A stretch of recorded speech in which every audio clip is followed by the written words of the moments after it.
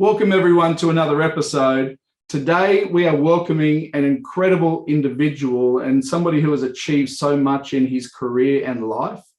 Mike Hilton is the Chief Innovation Officer at Accolade today, which we will talk about. But Mike is also the co-founder of an incredibly successful and culturally based company that was named Concur before the acquisition by SAP in late 2014. So first of all, Mike, welcome very much to our episode. Marty, thank you so much. I'm so excited to be here and really excited. Thanks for having me on your podcast. Very cool, man. And full disclosure, I did have the pleasure of working with Mike for nearly 14 years at Concur. And I've learned so much from you over the years, Mike. So I'm really excited you're able to join us and share your journey, because I do want to go back. You know, you and I could talk about a lot of things, but I want to go back to the embryo, because you had built technology before Concur, right? And even before the name Concur, it was called Portable Software. That's right. So it evolved. Right. So let's go back to 1993, right? And I would love you to share the embryo idea and the story of how Portable Software got started. And then we're going to transition a little bit to, well, how did it become Concur? And there's a really interesting part of Mike's story that I'm really excited to actually help Mike understand. How did you move from the .com bust, which a lot of people might not be aware of, but should very much be aware of, right? And how did you reinvent this company to take it to where it actually did achieve some amazing things and lead the global space of expense management in the world? So let's go back, Mike, 1993. Share the journey with us. Absolutely. You know, the first thing, Marty, it's so hard to believe. Next year, it's going to be 30 years. 30 years, yeah. It's really hard to wrap my head around, if I'm honest. But let me take you a little bit further back for just 1 minute. You know, I started my very early career. I worked at a startup in Palo Alto in Silicon Valley, and but I really started my career when I was 24 at Apple. Yeah, I worked at Apple when it was about a 10-year-old company. 12-year-old company, if you can imagine that, late 80s. And I met a gentleman named Steve Singh, and we worked together there for a few years, really amazing experience. And then we left and started a company before Concur. Mm-hmm. And some of you who are older may remember a product called Act. Mm-hmm. Anyone who ever sold in the early 90s, late 80s, it was kind of a predecessor to Salesforce.com. I remember I was at American Express, had it. Yeah, it was a very popular tool, millions of users. And we built a product called Act for Windows and Act for the Mac. And it was a very successful product. And that company eventually sold to Symantec back in 1993. And we were basically automating salespeople's lives. Mm-hmm. And the kernel for the idea of Concur, and if you don't know what Concur is, it was a company that started by automating expense reporting. So if you've ever taken a business trip, you know what that is.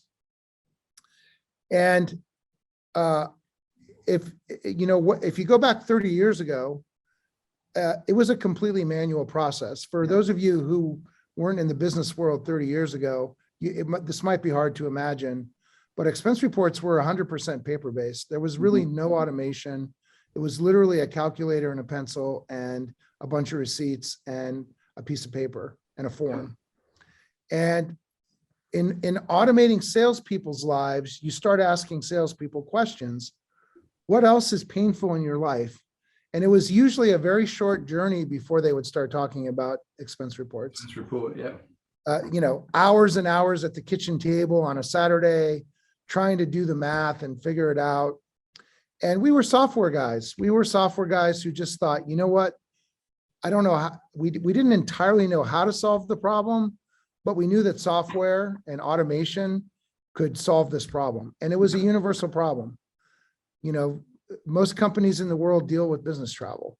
Yeah. And therefore they deal with expense reports. So, and that would have been very much in the days where those expenses came out of our pocket.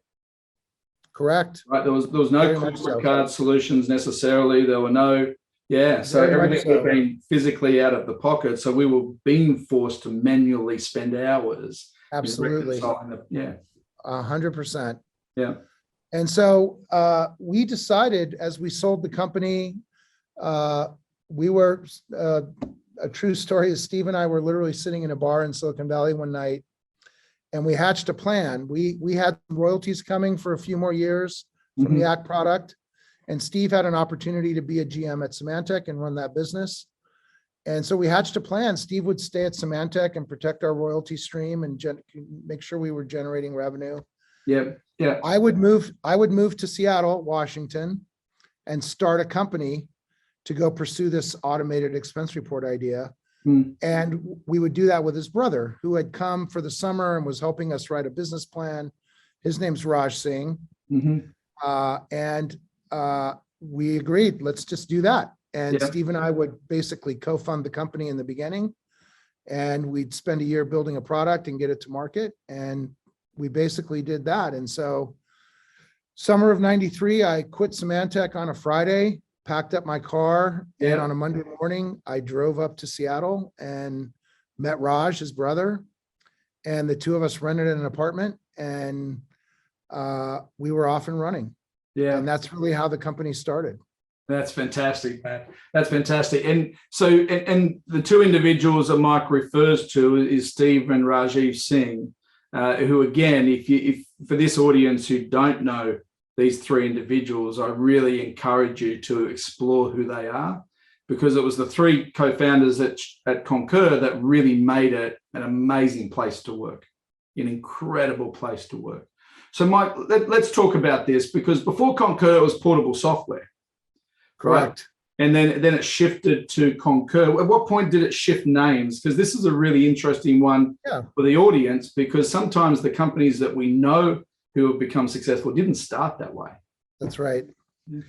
That's right. So you have to go all the way back to 1993. This is before the internet. That's how far back it was. And so our first product was a shrink-wrapped software consumer product that we launched in 94. And we were called Portable Software in the beginning. We had a consumer business that was very successful for about a year. Yeah. And, again, if you think about startups, one of the words that becomes very real, which I know you're living through, Marty, is the word pivot. And, you have to adapt and pivot and adjust and listen to the market. And we had a very successful consumer business. And after about a year, we immediately pivoted to an enterprise business. Yeah. And that started going well. And then the internet came along, and we had to pivot our technology stack to the internet in 95, 96. Yeah. Did that very successfully. And then in 1998, we went public. And this was the middle of the dot-com boom, what was known as the dot-com boom in the late 90s. Yeah. And it was at that point that we changed our name to Concur. We decided that as we became a public company, we needed to rebrand. Portable Software was not the right brand for what we were doing at that point. And we went through a big renaming project. That's probably its own podcast. But we came up with the name Concur, and we became Concur simultaneous with going public in 98. Now you touch on a really interesting period for many people who are listening to this. And by the way, it won't be the last period of any dot-com boom or bust. Actually, I think it will be a different dot-com name, but it's not the last time we'll go through something like this. Now let's look at, as Concur starts into that enterprise, new company, new name listed, and then the dot-com hits. You lived it, right? You were in the middle of it. The rest of us heard about it. You were in the middle of it. So let's just give the sense of the audience a bit of what that feeling went through. And really, as important, what was critical to the three co-founders when you went through those very dark days, because they were challenging days. So I'd love for you to share that piece of that journey. Absolutely. Yeah, well, it was a wild ride, to say the least. And, before there were dark days, there were amazing, just heights of, a crazy frothy market days. So we went public in December of 98, and we were a company that, in normal times probably went public too early. And But in that time, everyone was doing it and the market was rewarding us. And we did a couple of acquisitions that were not the smartest acquisitions, and Wall Street loved them at that time. We got rewarded for them. And in 1999, we ended up, at the peak, we had a market cap over $1 billion. And we were a company doing maybe $30 or $40 million a year in revenue. Yeah. And we had $1 billion market cap, and crazy. Even, you can imagine 25 years ago, that was crazy then. Yeah. And it's still crazy. But we were being rewarded for doing some things, and we overextended ourselves. And what happened was we started missing our numbers. And when you're public, that matters. We started not executing as well as we should have.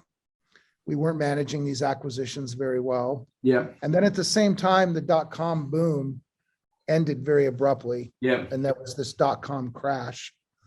And all of these companies that had been propped up during this boom just got punished. Yeah. And we were one of them. And we had the added challenge of not really executing very well. And so our stock crashed. We went from a high of $60 a share to 28 cents a share. This is incredible. And we had a market cap of over $1 billion. And when we got to our lowest point in about 2001, we had a market cap of $8 million. Yeah, wow. And we got to a point at the very lowest point where we actually had more cash in the bank than our market cap. Yeah. That's a very weird place to be. Yeah. You get some very interesting phone calls when you're in that state. And so, the reality is you get written off for dead when you're in that state. You get delisting warnings from NASDAQ. You start reading statistics that, nobody recovers. Companies don't recover from the state that your company is in. Yep. Yep.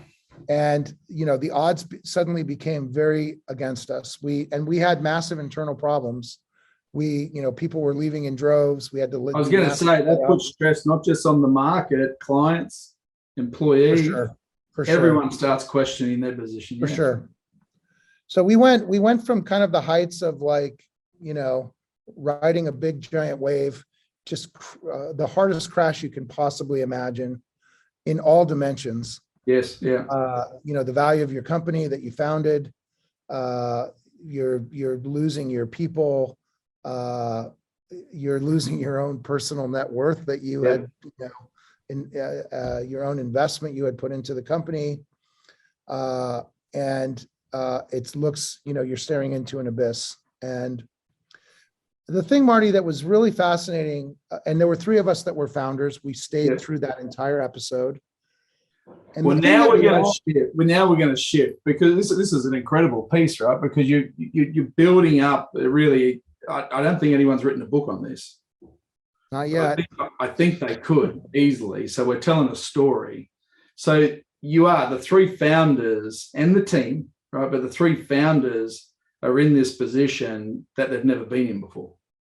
Correct. And it's a real first time you've done it. So, and you're all still very young at this point. Not saying we're not young now, Mike, but you were very young back then, going through this for the first time. Yeah. So how did you turn this around? Yeah. I mean, that's really, it's the best part of the story. What was really fascinating, Marty, is that through all those challenges, we kept coming back as founders to a really core truth, which was there was actually a really great business at the core of what we had actually built at the very core of our business, where we had started back in 1993. That business we had built, the core idea we started the company on, it was still a great idea. And at the center of our company, we actually had this great business. Yeah. It was still a great business. And so we just knew we still had an asset there, not just the product or the customers, but our own people as well. We could do a whole podcast on the culture and sort of, for me, it's one of the most meaningful parts of the entire story is there were a few hundred people that stayed and believed in us and said, hey, we're in. Well, if you're saying we can make this work, we're here to go try with you. Yeah. And for me, it's the most special part of the story. And so we believed at the end of the day, we believed that we had a business here that was worth saving. And so we got super focused. There's nothing like adversity to focus you. Yes. Yeah. You know this, Marty, Yeah. with your own business and your own entrepreneurism. And so we got hyper focused and we created a goal that was very unifying for the company. We had to become profitable. Yeah. The life or death thing that we got hyper focused on was we need to become a profitable company, and then we can control our own destiny. It doesn't matter what happens from there. We can control our own destiny if we're profitable. Yeah. And we were very close to being profitable, but we needed to become profitable. And it became the absolute obsession in the business for about a year. Yeah. And we achieved that goal, became profitable. It was a massive milestone. It's the first thing we did, survival instincts. Yeah. And it was a massive milestone. We celebrated it so, we had a great party when we became profitable. And the next thing we did is, we were a real cloud pioneer. And if you go back to the early 2000s, Salesforce was founded in 99. We had begun to bet on the cloud in 1998. Yeah. We were a true pioneer in the cloud. And we had started off as this on-premise software company, and we basically had experimented in the cloud. And the second big decision we made, we bet the farm on the cloud. We really bet the entire company on a cloud-based business. And we made a very bold decision that we were going to move 100% of our business to the cloud. Yes. Yeah. And that was a very gutsy decision because we were an on-premise company mostly at that time. And what we had to do was to go back to our customers and say, we need you to go to this thing called the cloud that was brand new. Yeah. People didn't understand. And we had to make a transition happen with our customer base. Let me give you, Mike, and let me give you context to how big that bet was 20 plus years ago and the audience. I was talking to somebody in the last 2 weeks and they were saying, should we make a full transition to the cloud? We're talking 25 years later. Wow. Right? 20, and I just said, actually, I thought it had been done. I thought the transition had been made, but clearly they hadn't got to the point where they had consciously made the decision and committed to it to make it, because it's a journey as well when you make that decision. That's right. It's not an overnight decision to be made. There's a transformation and a change process internally and externally with clients that you need to go through as well. That's right. Now, I'm not going to let you get off this, and when we should do because I lived and breathed it.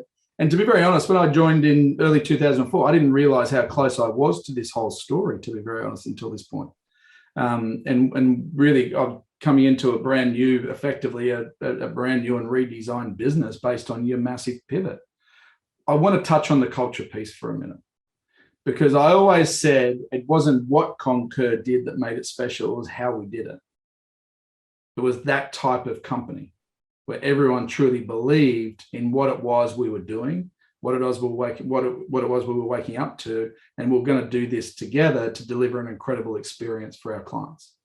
And it shaped me as a young business person, entrepreneur by mindset. And so let's talk about that for a second, because that was definitely a rebirth out of this .com position as well. Who were you, and who are you?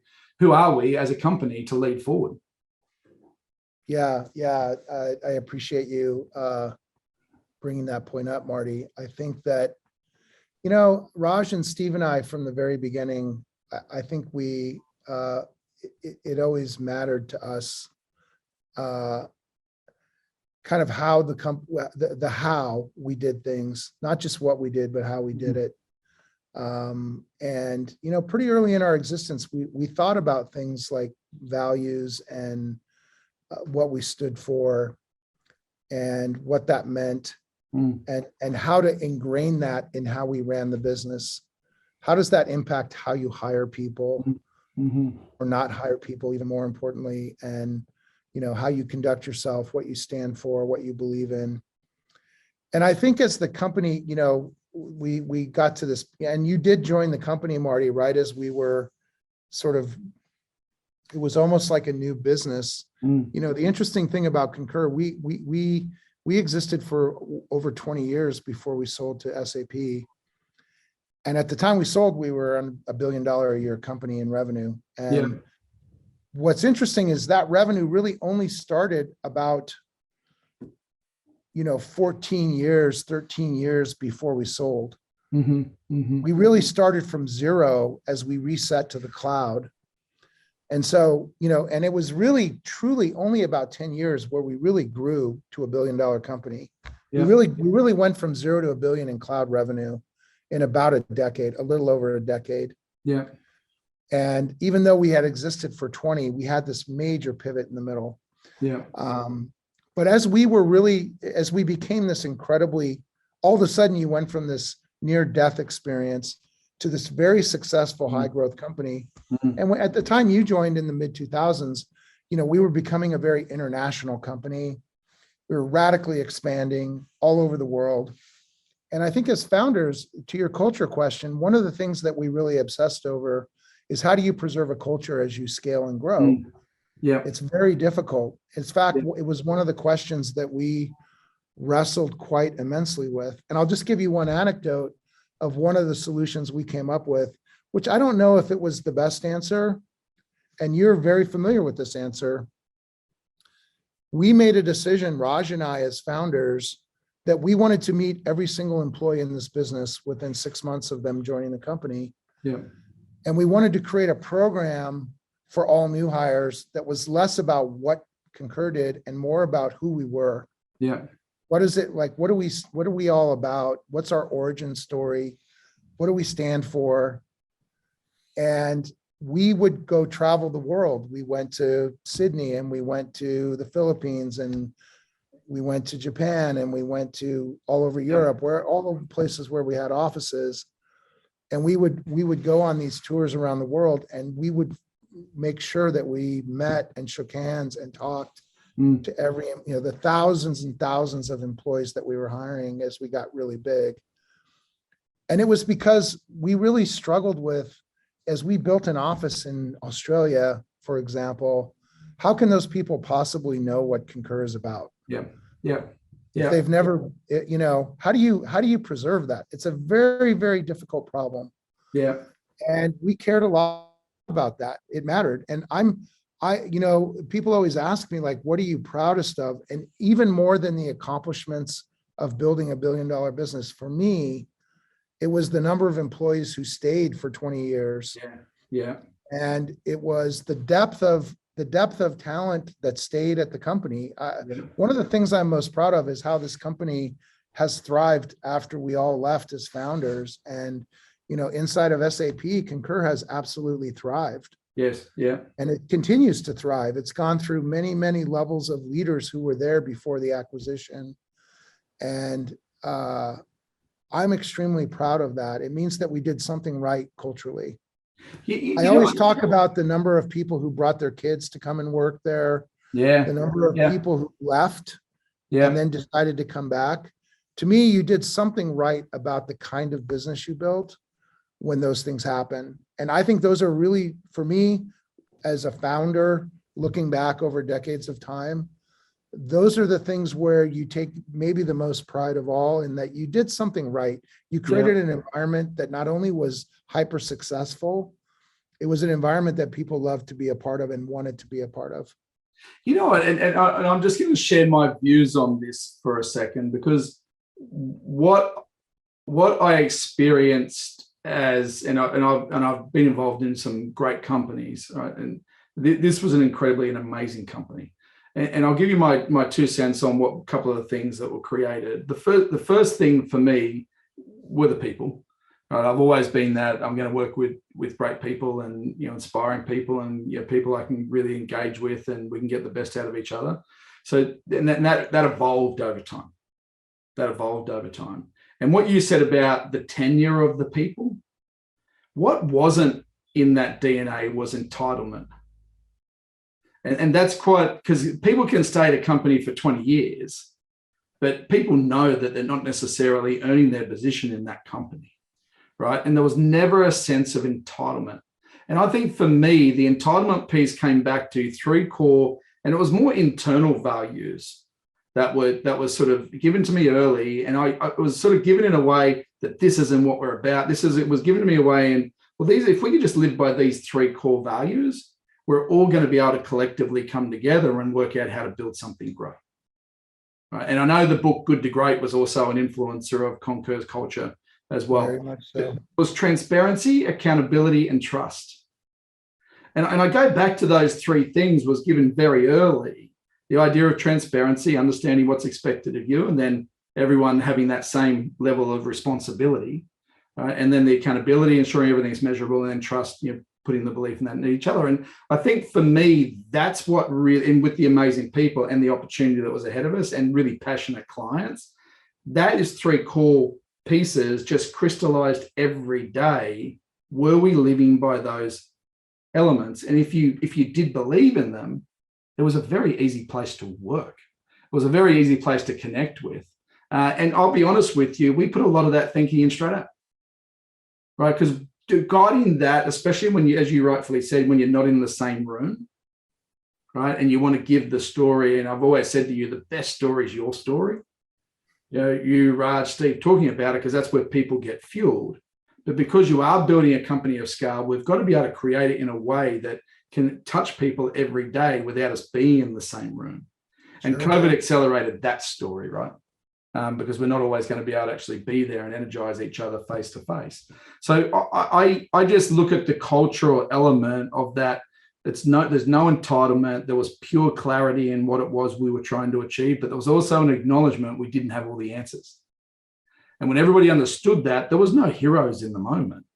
There was just constant work that we needed to do to keep on working away, chipping away at achieving something amazing. And it was amazing. It was simply amazing. So, because I want to talk a bit about Accolade as well. So we're going to wrap this up. So you've shared some amazing, and a journey that I don't think's been told too many times. And I love the fact that you shared a great idea to a start, to a crash, effectively, to rebuilding. You talked about the 10 years of what it became. When Concur was acquired by SAP for $8.3 billion in late December 2014, if my recollection is correct, it was the largest cloud acquisition in history. At that time, it absolutely was. Right. And again, not a story that I don't think has been told. So I know I take a lot of pride in that as well, my small role in that. But, as a co-founder, I really appreciate you sharing that journey with us, because to me, it's just an amazing story that needs to be told. Now, Chief Innovation Officer over at Accolade. Now, because you could have, let's be honest, you could have gotten your horse and ridden off into the sunset, Mike, but you didn't. You and Raj didn't do that.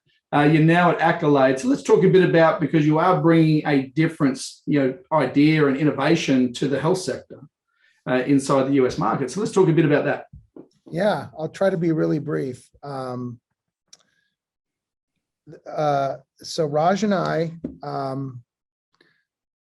being the crazy entrepreneurs, crazy people first and entrepreneurs second, that we are, we decided when Concur was sold to SAP, we decided two things almost immediately and at the same time.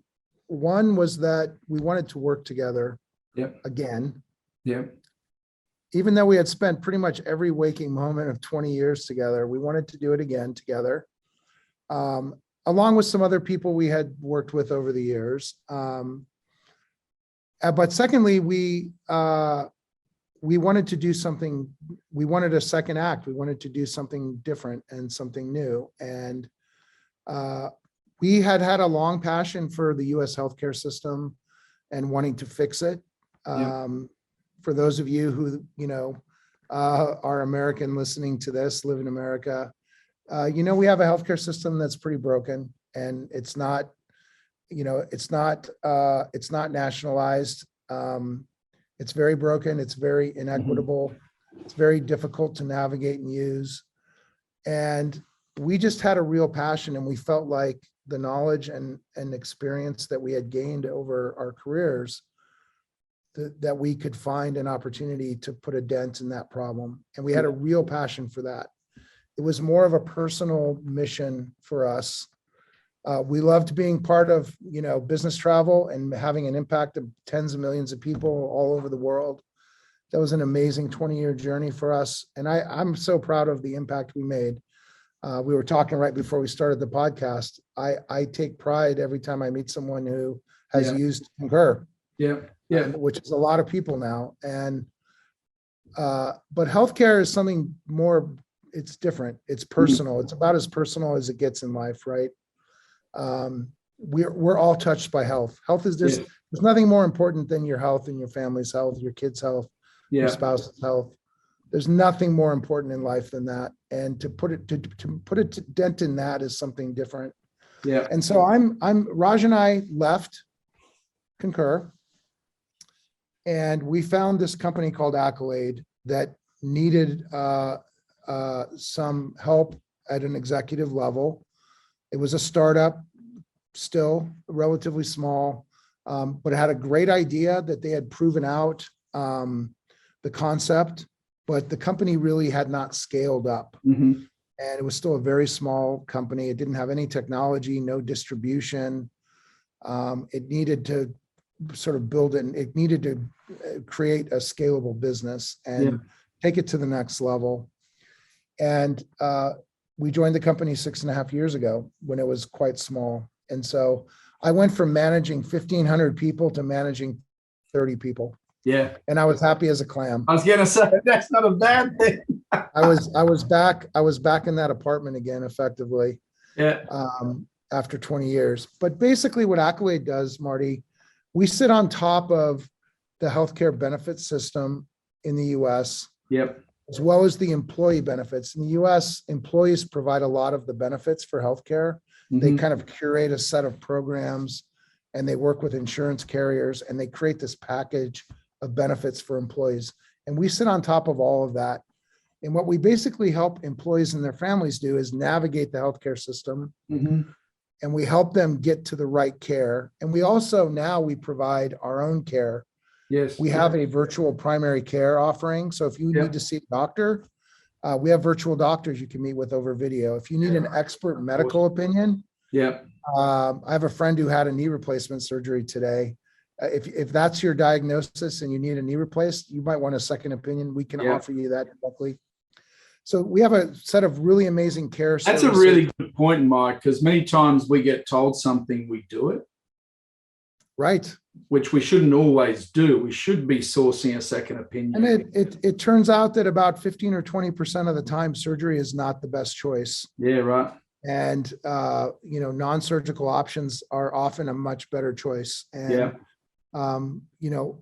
our second opinion service has access to the top 1% of specialists in the United States. Awesome. If you're getting a knee replacement, as an example, we can connect you to one of the top 1% knee surgeons in the United States. Who's gonna review your case, all your medical records, and you're gonna get to have a live video conference with that expert doctor.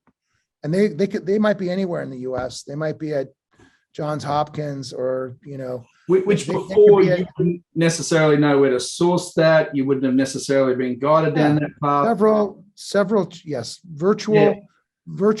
Being virtual has opened up it's a perfect care solution in a virtual world. You can connect a doctor from anywhere in the US to a patient anywhere in the US. Medical records can be sent digitally, and you can get a personal opinion over a video, from your phone. That's going to put you at ease. I'm talking to a doctor that I wouldn't otherwise probably have access to, that's giving me a thoughtful opinion after doing a very personal review of my medical history. That ends up saving, on average, thousands of dollars every time you do that. That's the kind of thing. So what we're ultimately trying to do, Marty, at Accolade is really deliver on something that's called the quadruple aim. The quadruple United States. The quadruple aim, which is really about solving multiple problems at once. We're trying to create a delightful healthcare experience, which most people don't believe is possible. But we're really doing that. We have a service people love, and we're the primary entry point into healthcare for people when they use our service. We're trying to improve people's health. Mm-hmm. The ultimate goal is better health outcomes. We're trying to save money on healthcare costs at the same time. Yeah. Most people think that you can either be healthier or save money, but you have to trade one off to achieve the other. We're actually proving, and we've proven for over a decade, you can do both. And the fourth aim is to make the healthcare professionals happier as well. Yeah. It's the one that gets forgotten. Doctors and nurses in the US healthcare system have had a miserable go of it. And it's a crisis, actually. Their mental health is a crisis, and COVID has really just accelerated that problem. Now you just touched on something. So I'd love to wrap on two things, because you just touched on something that is really important to us. One being inclusion. You know, everybody's included to running a business. It's not run by a small group of people, right? And we're all about how do we get everybody on that journey and contributing in a way that makes sense to them, and then it helps and drives value to the team and to the company. You just touched on the word mental health.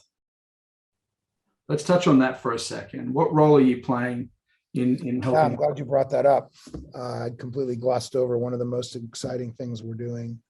So one of the really interesting things that we're doing at Accolade is our primary care service. So you want to have like your general doctor, you want to visit them virtually over a video call again. Yeah. We have integrated mental health into that part of healthcare. It's something that has been talked about forever. It's not really being done today. We're one of the pioneers really making that happen. We have integrated primary care with mental health and therapist visits. And it's one of the things that, it's this idea of treating the whole person. You're not just a person with diabetes. You're a person whose diabetes is probably making you depressed. And that's impacting how you make healthcare decisions. And it all fits together. The healthcare system wants to compartmentalize those problems. And sort of break you into 1,000 pieces of different problems. When the reality is you're just Marty, you're a person, and all of those things are who you are. And the more you can integrate services and mental health, we think that one of the keys to mental health is to integrate it into the rest of your care. And so we're doing some really, really innovative things by integrating primary care and mental health. And we're seeing some really, really, truly amazing results with that. And it is, I could go on and on about the overlay of mental health in the healthcare system. There's a lot of statistics that people who are depressed, in someone who's not depressed and someone who is depressed, the person who's depressed with the exact same health situation, the person who's depressed will end up spending more money on healthcare and will get sicker and spend more money. Be less productive, be less focused. Productive employee. It's a spiral. And it also, the amount of it that goes untreated, because a lot of times you're not thinking about mental health healthcare is very transactional in the United States. And if you're not thinking about mental health all throughout the health journey, and we think primary care is the right place to integrate it right at the source. And this is a topic in itself when we talked about culture, right? Because I'm with you. A lot of people talk about it, but they don't necessarily take the steps to really make it living and breathing inside their organizations to ensure that everyone is being dealt with in the way that they need to be dealt with. And I think that, and this is very personal to me, because I was at the doctor last week. I've got this bursa on my elbow, and I said, "Doc, it doesn't look right." And he goes, "Oh, it's about the fifth one I've seen in the last week." I said, "That's weird." And we talked to it. I said, "By the way," and I asked him a question. And I said, "It probably is nothing." And right at the end, and he goes, "If you're thinking about it, it's something." He said, because what you think about and what impact it has on you could be so deep in the way that you're just subconsciously building anxiety inside, or subconsciously, you're generating a different thought pattern. He said, let's address it. And I just went, oh, okay, that's very cool. He could have just dismissed it on me, but he just came back to, if you're thinking about it, it's real. And I went, oh, that's really nice. And we came up with a solution, and we moved on. And I just resonate with what you just said. We don't all get that type of service, right? Until it's actually personalized. So let's finish with, because I know at Accolade you've got amazing personal stories and you captioned it by saying we personalize it. Share a story with us of how Accolade has helped an employee and a family. Yeah, gosh, there's so many. Let's bring it full circle back to the culture thing. One of the things I love the most about Accolade, we start every company meeting or major meeting with a story about one of our, what we call them members, but one of our consumers. Yeah. And one of our frontline people who serves, these consumers every day, they'll get on video and they'll tell us an amazing, inspiring story. And yeah. More often than not, it brings tears to your eyes. Yeah. And I'll just tell you one from a few years ago that still gets me emotional. One of our behavioral health nurses was dealing with an opioid addict, and this person could not kick it. And went into about as dark a spiral as you could go to. And this nurse, this behavioral specialist, just stuck with him. And at the lowest point, he had lost contact with pretty much everyone in his life, his family, all his friends. And this person with this service, this behavioral health nurse, was the one person that kept persisting and kept staying there and kept reaching out and kept trying.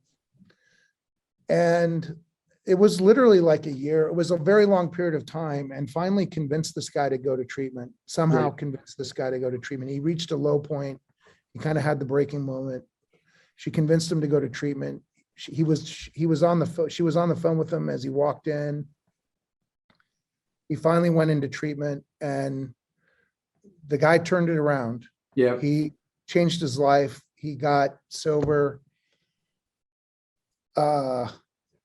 Amazing story. And the guy he was sober for a whole year. Yeah. He wanted her to come to his 1-year sobriety event. Yeah. Crazy, right? That's awesome. Yeah. And we don't do things like that. We typically don't cross a barrier like that. Yeah.